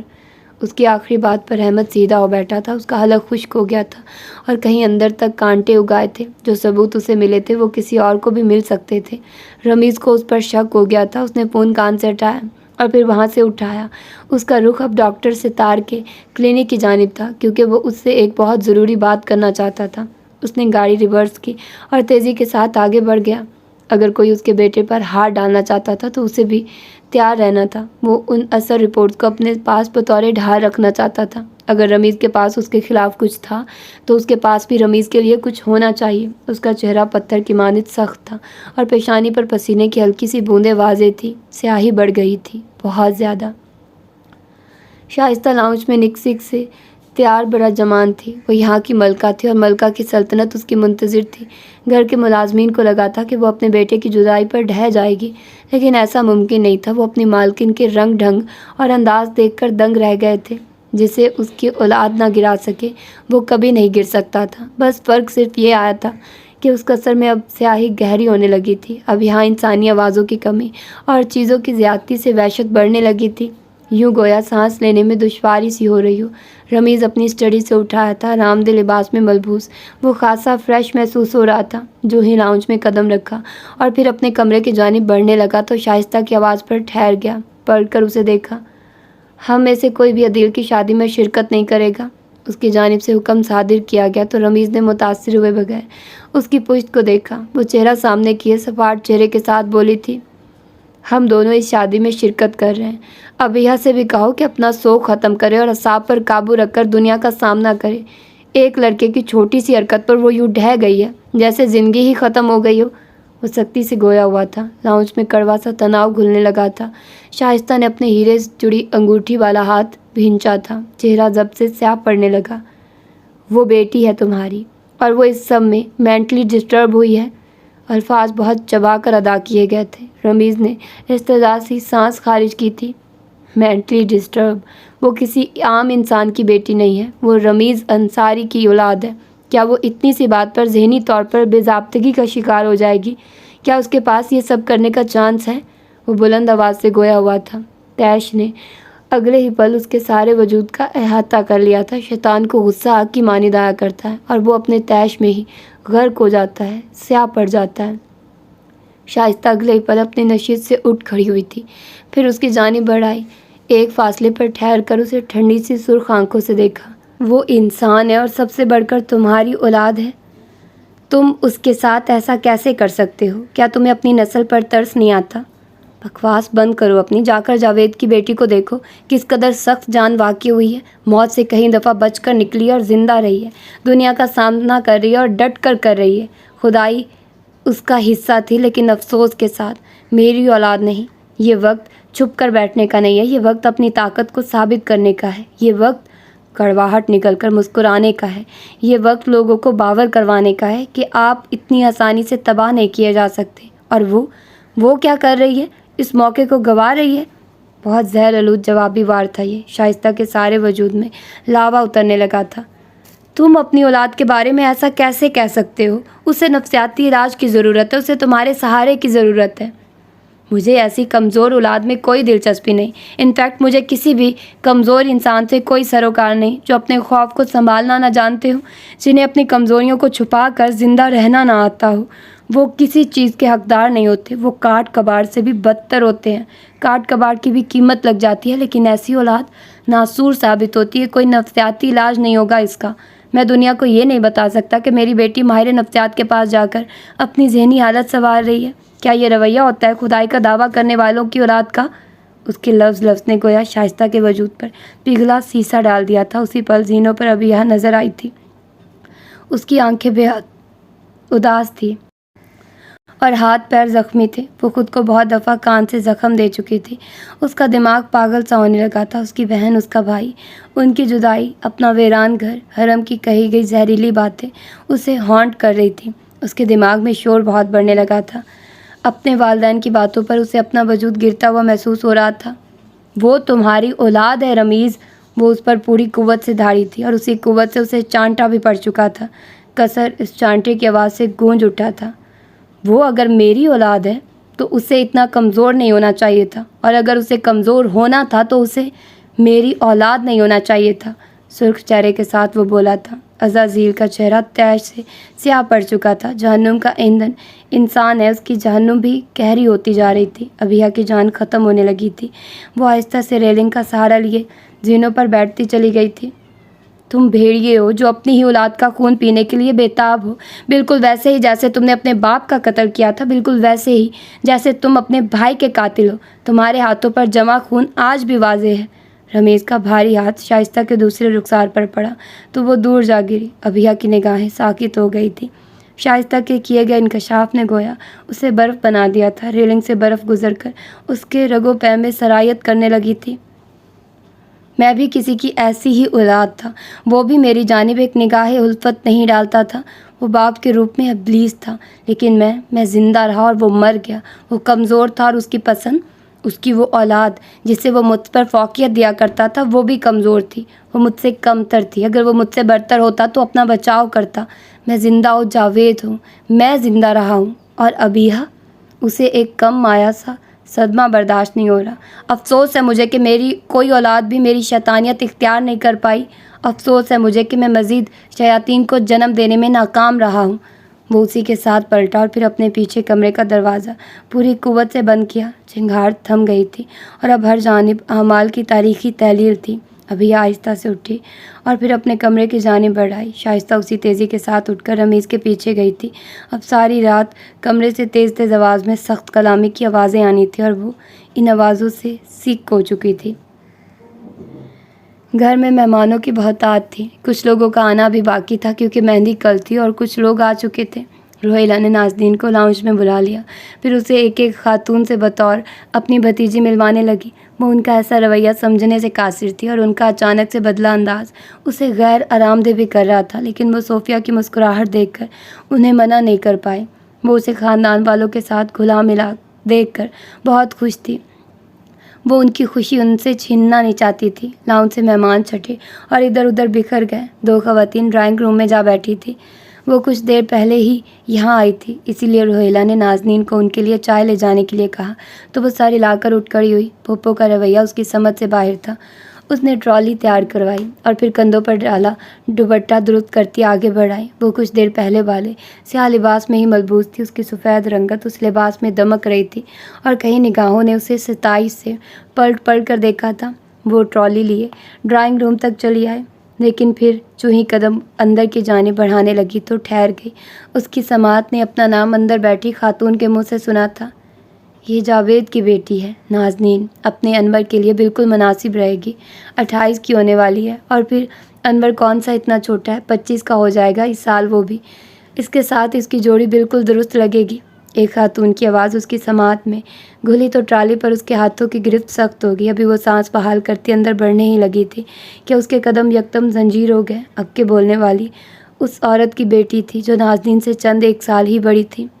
انور کبھی نہیں مانے گا اماں، یہ وہی لڑکی ہے نا جس کا بچپن میں ریپ ہوا تھا۔ لوٹی ہوئی عزتیں کہاں واپس آتی ہیں؟ کوئی کچھ نہیں بھولا ہے، سب کو یاد ہے کہ بچپن میں اس لڑکی کے ساتھ کیا ہوا تھا۔ کیا تم میں اتنی طاقت ہے کہ لوگوں کے ننگے سوالوں کے جواب دے سکو؟ یکدم ہی اس کے آس پاس ٹھہری فضا میں کافور سا تحلیل ہو گیا تھا۔ وہ عورتیں جو ابھی تھوڑی دیر قبل اس کی تعریفیں کرتی نہیں تھک رہی تھی، وہ اس کے پیچھے ایسی باتیں انتہائی بے شرمی سے کر رہی تھی۔ وہ ساکت ہوئی، ٹرالی کے ساتھ ہی برف بن گئی۔ اسے لگا گویا وہ بھرے بازار میں برہنہ کر دی گئی ہو، اسی لیے تو اب تک کہیں رشتہ نہیں ہوا اس کا۔ نہیں تو دیکھنے میں کوئی کمی نہیں اس کے اندر، لیکن جب قسمت ہی کھوٹی ہو تو انسان کیا کرے؟ ویسے مجھے بڑا ترس آتا ہے اس پر۔ اس سے زیادہ سننے کی ہمت نہیں تھی اس میں۔ وہ اگلے پل پلٹی تھی، اس کی نگاہیں دھندلا رہی تھی اور چہرہ سفید پڑ چکا تھا۔ وہ انہیں جواب دینا چاہتی تھی، لیکن وہ جانتی تھی کہ اس کی آواز اس کا ساتھ نہیں دے گی۔ بعض اوقات الفاظ اسے کچھ اس طرح غائل کرتے ہوئے گزرتے تھے کہ وہ کہیں پیروں اپنی سماعت کو تپتا ہوا محسوس کرتی تھی، لیکن اس کے عین پیچھے حرم کھڑا تھا اور وہ اسے دیکھ کر بری طرح ٹھٹک کر رکی تھی۔ جانے وہ کب آیا تھا اور کب سے اس کے پیچھے کھڑا تھا؟ کیا اس نے ساری باتیں سن لی تھی؟ نازنین اسے دیکھتے ہوئے سوچ رہی تھی اور اس کا سفید چہرہ شدت سے سرخ پڑنے لگا تھا۔ حرم کی آنکھیں بالکل بے تاثر تھی۔ اس نے اگلے ہی پل نازنین کے ساتھ سے نکل کر ڈرائنگ روم میں بڑھنا چاہا تو نازنین نے اس کا ہاتھ کوہنی سے تھام کر اسے روکا۔ دھواں دھواں ہوتی آنکھیں اٹھا کر اسے کچھ بھی کہنے سے باز رہنے کی التجا کی تھی اس نے۔ حرم نے نرمی سے اس کا ہاتھ اپنی کوہنی سے ہٹایا تھا، پھر آگے بڑھ گیا۔ اس کے اندر آتے ہی عورتیں گڑبڑا کر خاموش ہوئی تھی۔ وہ وہیں دروازے میں ٹھہر گیا تھا، جینس پر جیکٹ پہنے، اونچے سراپے کے ساتھ۔ وہ سرد آنکھوں سے ان عورتوں کا چہرہ تک رہا تھا۔ کیا نازنین کے قابل بننے کے لیے انور کا بھی ریپ ہونا ضروری ہے؟ اگر ایسا ضروری ہے تو میں کچھ لوگوں کو جانتا ہوں، وہ یقیناً انور کو ایسا بنانے میں کارآمد ثابت ہوں گے۔ اس کی سرد آواز باہر کھڑی نازنین کی سماعت میں اتری تو اس نے آنکھیں بند کر لی۔ اندر برجمان عورتیں ہڑبڑا کر اٹھ کھڑی ہوئی تھی۔ عزتیں کسی کی میراث نہیں ہوا کرتی کہ کوئی بھی آئے گا اور لوٹ کر چلا جائے گا۔ جو عزت پر ہاتھ ڈالے، اصل مجرم وہ ہوتا ہے جس نے یہ عذاب سہا ہو۔ وہ مجرم نہیں، مظلوم ہوتا ہے۔ کیا اتنی سی بات نہیں پتہ تم لوگوں کو؟ اس کی آواز آخر میں دھاڑ کی صورت بلند ہوئی تھی۔ نازنین نے سہم کر دیوار تھام لی تھی۔ اسے لگا وہ کسی بھی پل گر پڑے گی۔ پہیلیوں کی الجھن، طالوت کی موت، بھاگا ہوا لڑکا اور ان عورتوں کی باتوں نے اسے فرسٹریٹ کر دیا تھا۔ وہ جو کبھی غصے میں نہیں آتا تھا، ابھی دنیا کا سب سے خوفناک انسان معلوم ہو رہا تھا، اور جنہیں کبھی بھی غصہ آئے ان کا طیش واقعتاً خوف زدہ کر دینے والا ہوتا ہے۔ بیٹے تم غلط سمجھ رہے ہو، ہم اس سے ہمدردی رکھتے ہیں۔ تم لوگوں سے ہمدردی مانگی کس نے ہے؟ کبھی آئینے میں شکل دیکھی ہے اپنی؟ اگر نہیں تو جا کر دیکھو، کتنی مکروہ صورت ہے، اور کسی کی عزت پر بات کرنے سے پہلے سوچ لیا کرو۔ کیا تمہارا انور وہی نہیں ہے جسے نشے کی حالت میں ریڈ لائٹ ایریا سے 2 دفعہ گرفتار کیا گیا ہے؟ लोगों के नंगे सवालों के जवाब देना अब तक तो आ जाना चाहिए तुम लोगों को। चेहरे सफ़ेद पड़ चुके थे और उसकी आवाज़ बाहर लाउंज तक सुनाई दे रही थी। सोफ़ों पर बराजमान अफराद निगाहें फेर फेर कर ड्राइंग रूम की सिमत देखने लगे थे। एकदम सब जगह खामोशी छा गई थी। मेरा अनवर ऐसा नहीं है। वो औरत शायद अनवर की माँ थी, इसीलिए खौल कर बोली थी। उसकी आंखों में सख्ती सवा होने लगी। मुझे उसके साथ ऐसा होने या ना होने से कोई फ़र्क नहीं पड़ता। वो नाजायज़ बच्चों को पाले या फिर बाजारी औरतों से ताल्लुकात कायम रखे, लेकिन मेरे घर में और इस छत तले अगर दोबारा इस किस्म की बात मैंने सुनी तो दिन की रोशनी में सारा शहर अनवर की शराफत के मनाजिर देखेगा। अगले पल उन दो सफ़ेद चेहरों के साथ मुजस्मा बनी औरतों पर उसने आखिरी सख्त निगाह डाली थी, फिर पलट गया। दरवाजे के पार खड़ी नाज़नीन को एक नज़र देखा। अगले ही पल वो आगे बढ़ गया था। नाज़नीन का चेहरा बेतासुर हो चुका था। सानिया उसी पल दौड़ती हुई उसके पास आई थी। वो शायद हरम की बुलंद आवाज़ सुन चुकी थी। सानिया ने हैरत से ड्राइंग रूम को देखा और फिर नाज़नीन को। लाउंज में बराजमान मेहमान अब तक साकित थे, ठंडे मिजाज के, जेंटल से। हरम ने उन्हें अपना ये रूप आज पहली बार दिखाया था। क्या हुआ है भाई, इतने गुस्से में क्यों थे? और ये औरतें, मॉम ने इन्हें बिठाने के लिए कहा था ना? नाज़नीन ने संभल कर सर इस बात में लाया, फिर पलट गई। वो सानिया के सवालात के जवाब नहीं देना चाहती थी। उसका रुख अब हरम के कमरे की जानिब था। उसने दरवाज़ा खटखटाया, फिर अध खुले दरवाजे से अंदर दाखिल हो गई। वो सोफ़े पर जूतों समेत ही दराज था, आंखों पर हाथ रखे, बिल्कुल खामोश। ये सब क्या था? उसने अपने पीछे दरवाज़ा बंद कर दिया था और अब वो उसके सर पर खड़ी हुई थी। शर्मिंदगी के बायस उसका चेहरा सुर्ख हो रहा था और आंखों में हल्की सी नमी भी थी। हरम ने बाजू आंखों से नहीं हटाया, यूं ही असर लिए बगैर दराज रहा। क्या मेरा सारे शहर में तमाशा लगाकर तुम खुद को हीरो तस्वुर कर रहे हो? उठो, देखो, जिन्हें नहीं पता था वो भी जान गए हैं कि मेरे साथ क्या हुआ था। क्या एक ताई कम थी जो तुम भी मेरी इज्जत का मजाक बनाने पर तुले हुए हो? मैं बच्ची नहीं हूँ, मुझे इन सब मामलात से डील करना आता है। पिछले 18 सालों से मैं यही करती आ रही हूँ। वो गुलाबी आंखें लिए उस पर गहराई थी। हरम ने अपनी आंखों से हाथ एक झटके से हटाया था, फिर यकदम उठकर उसके मुकाबिल खड़ा हो गया। किसने कहा कि मैंने ये आपके लिए किया है? वो औरतें और उनकी बातें ट्रैश थी। मैंने उन्हें कचरे की नज़र करना अपना फ़र्ज समझा था। बस तुम्हारे लिए ये सब बस है? उसने अफसोस से ठहर कर पूछा था। मैं इंतज़ार कर रहा था कि आप कब आगे बढ़कर उन औरतों का मुंह तोड़ेंगी, लेकिन आपने ऐसा नहीं किया, इसीलिए मैंने अपना हिस्सा डाल दिया। इस घर से इज्जत के साथ तो मैं भी उन्हें जाने नहीं दे सकता था। बेनियाज ठंडी आंखें उस पर जमाए वो बोला था। नाज़नीन का तनफ्फुस तैश से तेज़ हो रहा था। तुम्हें क्या लगता है कि मुझ में इतनी जुर्रत नहीं थी कि मैं अपना दफ़ा खुद कर सकती? बहुत कुछ समझते हुए उसने अल्फाज जोड़कर कहा, तो हरम ने आहिस्ता से इस बात में सर हिला दिया। अगर आप में इतनी जुर्रत है तो आपने आगे बढ़कर उनमें से किसी एक को चांटा क्यों नहीं मारा? वो उसे उकसा रहा था। सामने खड़ी लड़की की आंखों से तैश की लपेटें निकलने लगी थी। उसने चपट कर उसका गिरेबान पकड़ा था। हरम उसे चेहरा झुकाए देख रहा था। उसके रुखसारों पर गिरी लेटें उसकी तवज्जो भटका रही थी। बकवास बंद करो अपनी, कुछ नहीं पता है तुम्हें। अगर आपने इतनी जुर्रत है तो जाइए, अभी एक ज़ोरदार चांटा मार कर आइए उस औरत के मुंह पर। उसने अपना गिरेबान छुड़ाने की कोशिश तक नहीं की थी। नाज़नीन ने नासमझी से उसकी जानिब देखा था। आप नहीं जा सकती, आप ऐसा नहीं करेंगी, क्योंकि आप अंदर कहीं अब भी डरती हैं अपने माजी से, ऐसे माजी से जिसका आपके हाल पर कोई ज़ोर नहीं, लेकिन आपकी सोच ने उसे अपना हुक्मरान तस्लीम कर लिया है। आपका माजी आपके हाल पर हुकूमत कर रहा है और आप उसे ऐसा करने दे रही हैं। नाज़नीन अंसारी एक कमज़ोर और डरपोक लड़की है। वो आज तक अपने ट्रॉमा को क्रॉस नहीं कर पा रही है। नाज़नीन उसका गिरेबान अब तक पकड़े हुए थी। उसकी आंखें ज़ख्मी थी और ज़ब्त के बायस दिमाग को जाती रग फड़क रही थी। हरम ने सुकून से अपना चेहरा हल्का सा एक तरफ को ढलका कर उसे देखा। वो औरतें और ख़ास कर अनवर की बहर अब तक बाहर आपके लिए जहर उगल रही हैं। क्या आप उसे ऐसे जाने दे सकती हैं? मामले को तुमने बढ़ाया है। हालात इतने बड़े तुम हुआ करते जितने उन पर दिया गया रद्द-ए-अमल उन्हें बड़ा बना देता है। मामला बढ़ता है तो बढ़े, तमाशा लगता है तो लगे। गलत बात पर अपनी ज़बान बंद कर लेना बुज़दिली है, अक्लमंदी नहीं। अगर आपने आज उन औरतों की ज़बान नहीं रोकी तो अगले कई सालों तक उन सब की ज़बानों से बुली होने के लिए ख़ुद को तैयार कर लें, और तब हो सकता है कि मैं आपके साथ यूँ मौजूद ना हूँ आपको बचाने के लिए। वो जैसे उसे वार्न कर रहा था, उसी पल दरवाजे के पार से आवाज़ें तेज़ तर होने लगी। جیسے اس نے کہا تھا بالکل ویسے ہی انور کی بہن اونچا اونچا بول کر اس کی ذات پر کیچڑ اچھال رہی تھی۔ اس نے اس کا گریبان چھوڑ دیا تھا، پھر دھواں دھواں چہرہ لیے دروازہ کھول کر باہر چلی آئی۔ حرم دروازے میں آ کھڑا ہوا تھا، ہاتھ باندھ کر چوکھٹ سے ٹک کر۔ ہماری بھی عزت ہے بھابھی، اور ہم نے کون سا غلط بات کر دی تھی؟ بس یہی کہا تھا نا کہ اس لڑکی کے ساتھ بچپن میں زیادتی ہوئی ہے، ریپ ہوا ہے اس کے ساتھ۔ آپ بتاؤ کون سا مرد اپنے لیے ایسی بیوی کو چنے گا؟ اس نے سفید چہرے کے ساتھ پلٹ کر حرم کو دیکھا تو اس نے کندھے اچکائے، پھر وہ پلٹی اور اسی تیزی سے زینے اتری۔ مہمان گردن اٹھائے اسے ہی تک رہے تھے۔ صوفیہ نے یکدم چونک کر اس کے چہرے کی جانب دیکھا تھا۔ وہ آگے بڑھی، درمیانی فاصلہ عبور کیا اور پھر داخلی دروازے کے پاس کھڑی روہیلا سے الجھتی انور کی بہن کے چہرے پر اگلے ہی پل ایک زوردار تھپڑ دے مارا۔ سارا گھر، ساری دنیا، سارا جہان ایک پل کے لیے ساکت ہو گیا تھا۔ اگر کچھ باقی رہ گیا تو بس اس کا تیز تنفس اور خوفناک حد تک سپاٹ چہرہ۔ روہیلا آنکھیں کھولے اسے تک رہی تھی۔ حرم سکون سے ریلنگ تک چلا آیا تھا، پھر دونوں ہاتھ ریلنگ پر رکھ کر ہلکا سا جھکا۔ میرے لیے اگر آپ نے یا آپ میں سے کسی نے بھی ایسا کچھ گند اپنے منہ سے نکالا تو میں اس سے بھی برا کروں گی، آپ سب کے ساتھ۔ میں جاوید انصاری کی بیٹی ہوں جس کے ساتھ 18 سال قبل ظلم ہوا تھا۔ میں مجرم نہیں ہوں، میں کبھی مجرم نہیں تھی۔ سالوں کا بوجھ تھا جو اس کے دل سے ہٹا تھا۔ وہ بلند آواز کے ساتھ سرخ نگاہیں لیے سب کو انگشتے شہادت سے تنبیہ کر رہی تھی۔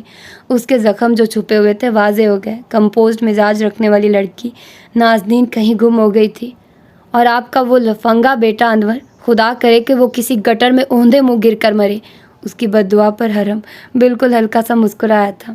خوف کا سامنا کیے بغیر خوف نہیں جاتا۔ اس نے بھی اس کے اندر پلتا خوف کو جڑ سے اکھاڑ پھینکنے کی کوشش کی تھی۔ کیا کوئی اور ہے جسے میرے ماضی کے متعلق کوئی سوال پوچھنا ہے؟ میں یہاں کھڑی ہوں آپ سب کا ہر جواب دینے کے لیے۔ وہ بلند آواز سے سب کو متوجہ کیے ہوئے تھی۔ کسی میں ہمت ہی کہاں تھی کہ اس کے سامنے سوال کرتا۔ لاؤنج سنسان ہو گیا تھا، وہ پلٹ کر جا چکی تھی۔ حرم سیدھا ہو گیا تھا، پھر سپاٹ چہرہ لیے اپنے کمرے کی جانب بڑھایا۔ اس دنیا میں جتنا بے شرم شاید ہی کوئی ہو۔ پیچھے اب تک سب کچھ اپنی جگہ ہی ساکت تھا، یوں گویا کبھی حرکت میں آیا ہی نہ ہو۔ طوفان تھم چکا تھا اور اب وہ بالکل خالی وجود لیے بیڈ پر گھٹنوں میں سر دیے بیٹھی ہوئی تھی۔ کتنی ہی دیر گزر گئی لیکن کسی نے بھی اس کے کمرے کا دروازہ نہیں کھٹکھٹایا۔ یقیناً روہیلا حرم کو اسے اکسانے پر کھری کھری سنانے گئی ہوگی۔ صوفیہ نے اس کی جگہ سب سے معذرت کی ہوگی۔ وجدان نے اپنا چہرہ لیپ ٹاپ میں کچھ اور گھسا لیا ہوگا، اور ثانیہ کمرے میں آنے کے لیے ہمت مجتمع کر رہی ہوگی۔ دفتن کمرے کا دروازہ کھلا، اس نے سر نہیں اٹھایا۔ وہ دیکھنا نہیں چاہتی تھی کہ کون آیا۔ اسے رہ رہ کر اپنے زوردار چانٹے کا خیال آ رہا تھا۔ اب وہ کیسے سامنا کرے گی سب مہمانوں کا؟ کوئی بیڈ کے ساتھ اپنی کرسی آہستگی سے آگے کر کے بیٹھ گیا تھا۔ اس نے سر نہیں اٹھایا۔ ابھی کسی کو بھی دیکھنے کا دل نہیں تھا۔ اس کا دل چاہ رہا تھا کہیں بھاگ جائے، گم ہو جائے اور کبھی روشنیوں کا سامنا تک نہ کرے۔ اس کے رگوں پہ میں تھکن اترنے لگی تھی۔ نازنین، اور پھر ایک جانی پہچانی سی آواز سن کر اس نے ایک جھٹکے سے سر اٹھایا تھا۔ سامنے الہام بیٹھی تھی، آنکھوں پر چاند نما اینک جمائے، گنگریالے بالوں کو اطراف میں ڈالے، فکر مندی سے اس کی جانب دیکھتی ہوئی وہ یکدم اپنے بستر سے اتری اور پھر اس کے گلے لگ گئی۔ کہیں لمحات وہ یوں ہی اس سے لگی رہی تھی اور الہام اس کی پشت پر اپنے ہاتھ سے نرم دائرے بنا رہی تھی۔ اس نے آنکھیں بند کر کے اپنا سر اس کے کندھے پر رکھا ہوا تھا۔ اتنی کمزور کیوں ہو رہی ہو؟ کھانا ٹھیک سے کھا رہی ہو نا؟ اس کی فکر مند سی آواز پر نازنین کا دل کیا دھاڑے مار کر رونا شروع کر دے، لیکن وہ چپ رہی۔ اس نے سارے آنسو حلق میں اتار لیے تھے اور اب حلق دکھ رہا تھا۔ وہ الہام سے الگ ہو گئی، پھر نگاہیں چراتی بیڈ پر بیٹھ گئی۔ الہام بھی اس کے ساتھ ہی بیڈ پر بیٹھ گئی تھی۔ پھر اس کا ہاتھ اپنے نرم ہاتھ میں لیا، اس کے بال سلائے۔ تم ٹھیک سے کھانا نہیں کھا رہی نا؟ آخری دفعہ کب رغبت سے کھانا کھایا تھا؟ خفگی سے پوچھا تو نازنین تھکن زدہ سا ہنسی۔ اس کی اکلوتی سہیلی کو بس اس کے کھانے کی فکر رہتی تھی۔ تمہیں کس نے بلایا یہاں؟ تمہارا وہ ہینڈسم کزن جو تمہارا اسٹوڈنٹ نہیں ہے؟ مسکرا کر کہا تو نازنین کا حلق کڑوا ہونے لگا۔ زہر لگ رہا تھا وہ کزن جو اس کا اسٹوڈنٹ نہیں تھا۔ وہ کہہ رہا تھا کہ نازنین کو آپ کی ضرورت ہے فی الحال۔ میں بہت ڈر گئی تھی ایک دم سے۔ تم ویسے بھی ٹھیک نہیں رہتی ہو، نہ اپنا خیال رکھتی ہو نہ دوسروں کو رکھنے دیتی ہو۔ پھر تمہارے ٹرمینیشن لیٹر کا پتہ چلا تو مجھے اور پریشانی ہونے لگی۔ یونیورسٹی تمہاری ہیل کی ٹک ٹک کے بغیر سنسان ہو گئی ہے۔ الہام کی باتیں اس کے اندر کو بھر رہی تھی۔ وہ منمل ہوا محسوس کر رہی تھی۔ بہت دنوں بعد اسے ہوم جیسا محسوس ہو رہا تھا۔ مجھے اس گھر سے باہر لے کر چلو پلیز، میرا دم گھٹ رہا ہے یہاں پر۔ اس نے کہا تو الہام نے سر اس بات میں لایا، پھر اٹھ کھڑی ہوئی۔ ابھی وہ اپنے پیر بیڈ سے اتارنے ہی لگی تھی کہ دروازے پر دستک ہوئی اور پھر حرم اندر داخل ہوا۔ وہ ایک آخری بندہ تھا جس کی نازنین شکل تک نہیں دیکھنا چاہتی تھی۔ الہام نے نازنین کو اشارہ کیا اور پھر کمرے سے باہر نکل گئی۔ وہ دروازے میں ہی ٹھہرا رہا۔ کیسا محسوس کر رہی ہیں آپ؟ تم مجھے اپنے جیسا بناتے جا رہے ہو، میرا پیچھا چھوڑ دو۔ آپ میرے جیسا بننا افورڈ نہیں کر سکتی۔ خیر، میں خوش ہوں کہ آپ ٹھیک ہیں۔ کیا میں تمہیں کہیں سے ٹھیک لگ رہی ہوں؟ طنز کرتے ہوئے پوچھا تو حرم نے آرام سے سر اس بات میں ہلایا۔ اگر آپ طنز کر رہی ہیں تو آپ بالکل ٹھیک ہیں۔ اور وہ اس کے جواب پر چونکی تھی۔ بالکل ایسی ہی ایک بات اسے زاویار نے بھی کہی تھی۔ ابھی آپ خالی محسوس کریں گی، پھر کچھ دنوں میں آپ کا وجود اس تکلیف سے بے حس ہو جائے گا اور ایک وقت بعد آپ کو اس سب سے کوئی فرق نہیں پڑے گا۔ آپ لوگوں کے منہ توڑنے کی جرت سے بہرہ مند ہوں گی اور آپ کا ماضی آپ کا غلام ہوگا۔ تم بہت ظالم ہو حرم، بہت زیادہ۔ مجھے لگتا تھا کہ زاویار اپنے فیصلوں میں، اپنی باتوں میں اور اپنے رد عمل دینے میں کرول ہے، لیکن تم عجیب ہو۔ تمہاری نرمی کاٹ کھانے کو دوڑتی ہے اور تمہاری سختی سے حیوانیت کی بو آتی ہے۔ اس کی بات سن کر حرم کے چہرے پر ایک سایہ سا لہرایا تھا، لیکن وہ اگلے پل سنبھل گیا۔ آپ کچھ زیادہ ہی ناولز پڑھ رہی ہیں آج کل۔ میری زندگی سرکس بنی ہوئی ہے، ناولز پڑھنے کا وقت نہیں ہے میرے پاس۔ وہ اٹھ کر ڈریسنگ روم کی جانب بڑھ گئی تھی اور حرم چند پل اپنی جگہ ہی کھڑا رہا۔ سایہ جو اس کے چہرے سے غائب ہو گیا تھا پھر سے لہرانے لگا تھا۔ وہ دونوں سمندر کنارے چلی آئی تھی۔ ٹھنڈی ہوا کے باعث ان دونوں کی زلفیں ایک طرف کو اڑ رہی تھی اور خنکی گویا رگوں میں اترنے لگی تھی۔ گیلی ریت پر ننگے پیر چلتی وہ دونوں ہی خاموش تھی۔ کیا وہ ٹاکسک ہے؟ جیسے تم مجھے بتا رہی ہو، اس حساب سے تو اس کا رویہ خاصا ڈسٹربنگ ہوگا۔ کہیں وہ تمہیں ہراساں تو نہیں کر رہا؟ الہام کا دماغ کچھ زیادہ ہی کام کر رہا تھا۔ نازنین نے گہرا سانس لے کر سر نفی میں ہلایا تھا۔ وہ ٹاکسک نہیں، ہاں اس کا رویہ کبھی کبھی بہت ڈسٹرب کر دیتا ہے مجھے، ایسے جیسے اس کا اصل روپ سامنے آ رہا ہو۔ مجھے لگتا ہے کہ وہ کہیں اندر سے نرم ہرگز بھی نہیں ہے۔ ہو سکتا ہے کہ وہ اپنی نرمی کے ذریعے اپنے ٹاکسک حصوں کو چھپا رہا ہو، یا شاید میں ہی کچھ زیادہ سوچ رہی ہوں۔ اس کے سر میں درد سا ہونے لگا تھا۔ تم اس سے منع کر دو کہ وہ تمہارے معاملات میں نہ بولا کرے۔ اس کا کوئی فائدہ نہیں۔ اس نے میری ہمیشہ مدد کی ہے، میں اسے اپنی مدد کرنے سے منع کروں تو اس کے پاس ہزار تعویلیں ہوتی ہیں۔